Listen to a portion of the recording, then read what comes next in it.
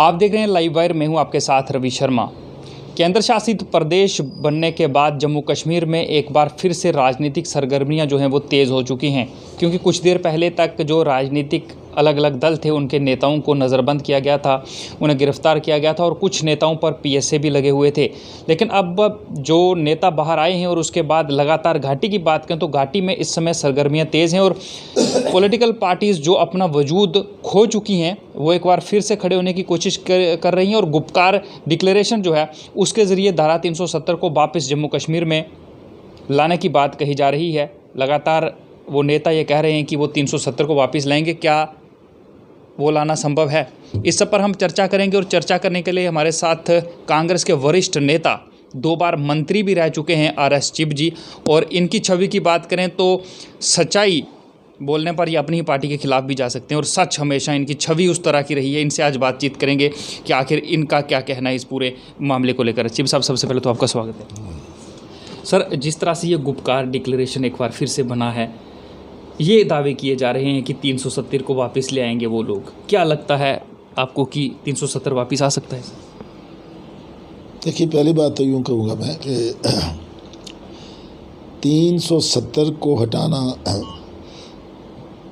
Bharatiya Janata party का मुद्दा था, शुरू से रहा है उनका।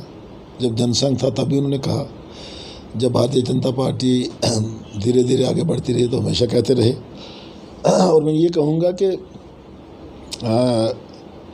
जब केंद्र में वो सत्ता में आए तो उन्होंने एक सोच समझ के ये फैसला किया और धारा 370 को हटाया गया।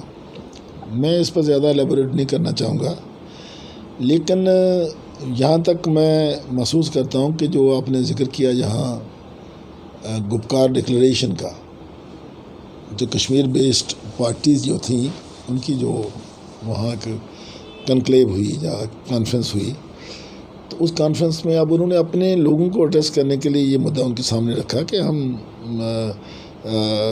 मिल कर के लड़ेंगे और ये 370 जब 35 जो भी है, जो भारत सरकार ने फैसला किया है, इस फैसले को हम वापस करवाएंगे। लेकिन मुझे नहीं लगता कि ये फैसला वापस होगा और इसमें कोई मुझे दम नहीं लगता। लेकिन ये एक उनका एक पॉलिटिकल एजेंडा है जो उन्होंने अपने लोगों के सामने रखा है, अपने लोगों को साथ जोड़ने के लिए। एक बात तो ये रही। दूसरी बात है कि अब वहाँ क्या फ़ैसला हुआ, क्या डिस्कस किया हुआ, मैं तो नहीं जानता ज़्यादा, लेकिन जो मैं उसके क्रक्स में यही समझता हूँ। दूसरी बात है कि integration of our state with India. हम कहते हैं कि भाई हमेशा हम कहते आ रहे हैं, कहते हैं आज भी हम कि जम्मू एंड कश्मीर जो है वो भारत का एक अटूट अंग है, इंटीग्रल पार्ट ऑफ इंडिया है। तो अगर इसके द्वारा हमारे प्रदेश की भारत सरकार के साथ इंटीग्रेशन हुई है तो मैं तो इंटीग्रेशन के हक़ में हूँ। Jammu and Kashmir is integral part of India and it should be integrated in all respect, चाहे फ्लैग की बात हो, चाहे कॉन्स्टिट्यूशन की बात हो, चाहे दूसरे सब्जेक्ट्स की बात हो। So in all subjects I personally feel that we should be integrated with India. So I think there is nothing wrong in that.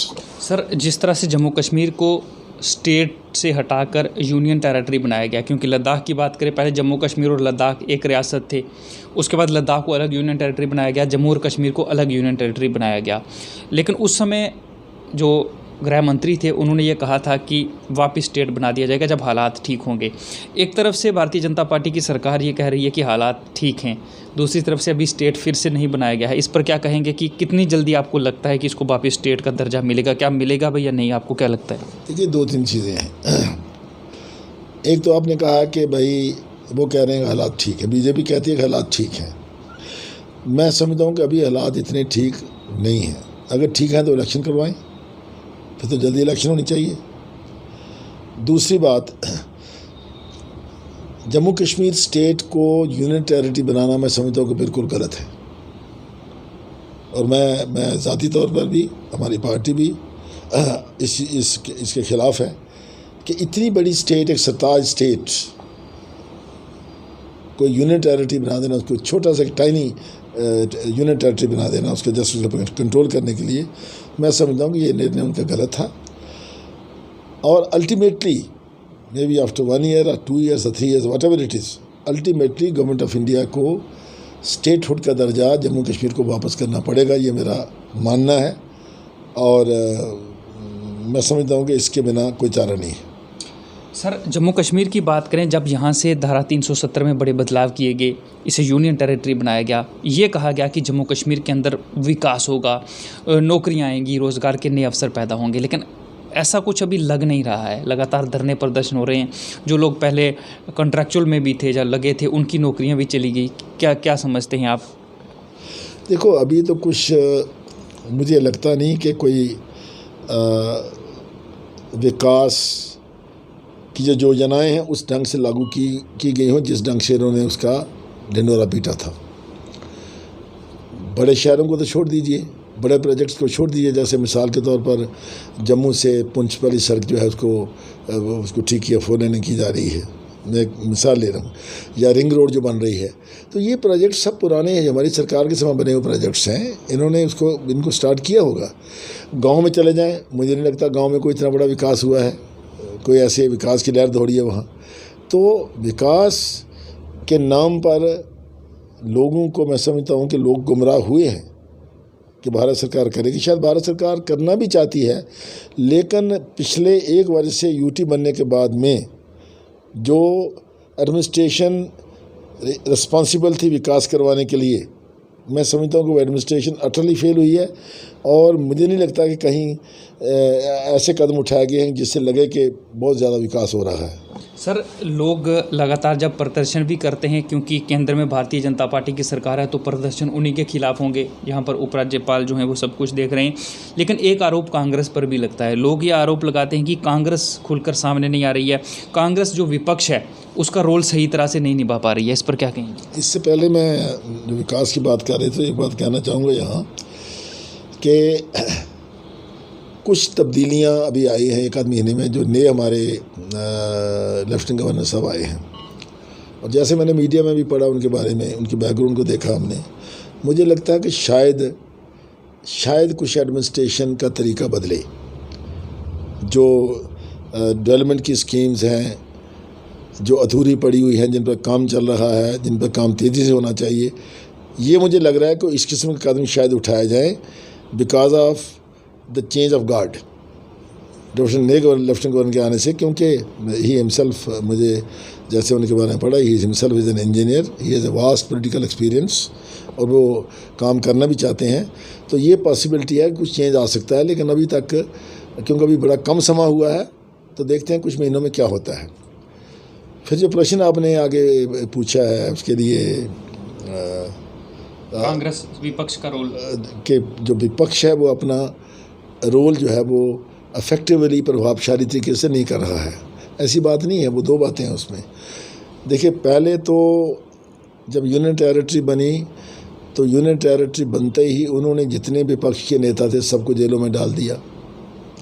विपक्ष की जितनी भी राजनीतिक गतिविधियाँ थीं, जितनी भी पॉलिटिकल एक्टिविटीज़ थीं, उनके ऊपर पाबंदी लगा दी। वो अपनी पॉलिटिकल एक्टिविटी को नहीं कर पाए। और उसी के साथ साथ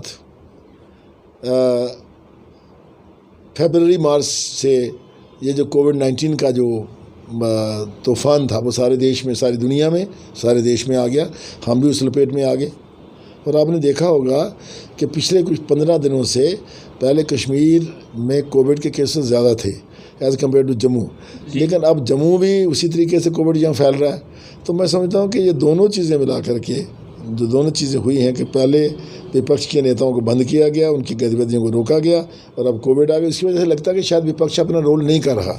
लेकिन अदरवाइज ऐसी बात नहीं है। विपक्ष जहाँ जहाँ भी ज़रूरत पड़ती है वो डिमॉन्स्ट्रेशन भी करते हैं, बात भी करते हैं, अखबारों में भी आता है, सब कुछ होता है। लेकिन ये सिचुएशन ऐसी है कि जिसमें विपक्ष की बात को ज़्यादा सुना नहीं जाता because of this Covid situation. Sir, Congress की बात करेंगे। कांग्रेस पिछले 2-3 साल की बात करें या 1 साल की बात करें, तो जम्मू कश्मीर के अंदर कांग्रेस को बहुत नुकसान हुआ है। कांग्रेस के तमाम बड़े चेहरे जो हैं वो कांग्रेस को छोड़कर दूसरी पार्टियों में शामिल हो चुके हैं। इसको किस नज़र से देखते हैं आपकी? क्या जो कांग्रेस के स्टेट प्रेसिडेंट है उनकी जो नेताओं हैं उनके साथ तालमेल नहीं है? बहुत से नेताओं ने यह भी आरोप लगाए कि जो जम्मू की लीडरशिप है वो दिल्ली के साथ टच में नहीं रहती, दिल्ली वाले इनके साथ बातचीत नहीं करते हैं। क्या कारण है कि कांग्रेस को काफ़ी ज़्यादा नुकसान हो रहा है? और अब अगर ईमानदारी से ये चीज़ कही जाए तो बड़े गिने चुने चेहरे जो हैं वो रह गए हैं कांग्रेस में। देखिए, ये तो एक अगर इंडियन पॉलिटिकल सिस्टम को देखें आप, ये सिर्फ जम्मू कश्मीर की बात नहीं है। अब देश भर में भी देखें तो देश भर में भी एक नेता का एक जमात को छोड़ना, एक पार्टी को छोड़ना, दूसरी पार्टी में जाना, ये एक देश में सिस्टम सा बन गया है। तो जाहिर है कि यहाँ से भी कुछ लोग गए हैं, उनकी अपनी पर्सनल वजूहत होंगी, पर्सनल रीजंस होंगे उसकी वजह से, लेकिन ऐसी बात नहीं है। कांग्रेस के जो लोग, कमिटेड लोग हैं, वो कांग्रेस से जुड़े हुए हैं, कांग्रेस में काम कर रहे हैं। और जो आगे पीछे जाना जो है, ये सिलसिला तो हर पार्टी में है, कुछ सिर्फ कांग्रेस में नहीं है। ये दूसरी पार्टियों से लोग जाते हैं, आते हैं, कुछ लोग कांग्रेस में भी आते हैं और कुछ कांग्रेस से भी जाते हैं, तो ये सिलसिला चला रहता है। आखिरी सवाल करूंगा सर, इससे पहले तो बाकी नेताओं का हमने नाम लिया और अगला नाम आपका आ रहा है। जो हमें जानकारी मिल रही है, जो खबरें इस समय जिन खबरों का इस समय बाज़ार गर्म है, जिन खबरों से, चर्चाओं से आपका नाम लिया जा रहा है कि आप भी अपनी पार्टी जो है उसके साथ जुड़ने वाले हैं, कांग्रेस को अलविदा कहने वाले हैं। सर, इन अफवाहों की बात करें या इन खबरों की बात करें, कितनी सच्चाई इन खबरों में? ये अफवाह है। राजनीतिक गलियारों में मीडिया के लोग भी यहाँ आगे पीछे मिलते रहते हैं, इस किस्म की र्यूमर चलती रहती हैं। तो मुझे लगता है कि ये एक र्यूमर है। अब जम्मू एक छोटी सी जगह है, जम्मू में अक्सर एक दूसरे से लोग मिलते हैं। अब मैं कांग्रेस में हूँ तो इसका मतलब ये नहीं कि मैं बीजेपी वाले लोगों को दुआ सलाम नहीं करता, या दूसरी पार्टी के लोगों को हम आपस में नहीं मिलते। तो छोटी जगह है, तो इसमें जब कभी आप एक दूसरी पार्टी के आदमी से मिलो तो कुछ लोग उसे इन्फर करते हैं, कुछ उससे अंदाज़ा लगाते हैं, वो बात फैला देते हैं, र्यूमर करते हैं, और ये र्यूमर है, इसमें कोई हकीकत नहीं है। चलिए चिप सर, बहुत बहुत शुक्रिया हमसे बातचीट करने के लिए।